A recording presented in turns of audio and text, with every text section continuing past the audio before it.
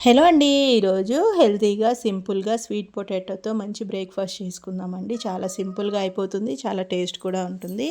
So, process ఏంటో చూసేద్దాం వచ్చేయండి. ఫస్ట్ అయితే స్వీట్ పొటాటోస్‌ని ఇట్లా పీల్ చేసేసుకొని సన్నగా కట్ చేసుకోవాలండి. కట్ చేసుకున్న ముక్కల్ని వెంటనే వాటర్‌లో వేసేసుకోవాలి. లేదంటే కలర్ చేంజ్ అవుతుంది. నెక్స్ట్ ఒక మిక్సింగ్ బౌల్ తీసుకొని సన్నగా చాప్ చేసుకున్న క్యారెట్, క్యాప్సికమ్, ఉల్లిపాయలు మీకు నచ్చితే క్యాబేజ్ కూడా సన్నగా కట్ చేసుకొని యాడ్ చేసుకోవచ్చు.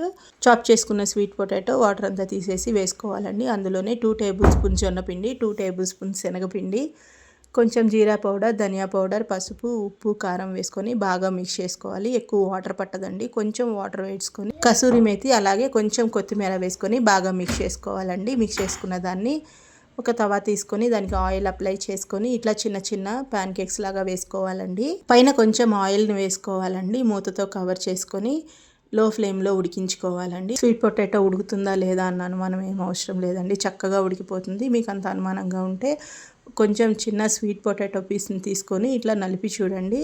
చక్కగా ఉడుకుతుంది. ఒకసారి మీరు కూడా తప్పకుండా ట్రై చేయండి. మరిన్ని వీడియోస్ కోసం మన ఛానల్ని సబ్స్క్రైబ్ చేసుకోండి. మీకు ఏదైనా రెసిపీ కావాలంటే కామెంట్ సెక్షన్లో కామెంట్ చేయండి. Thank you for watching.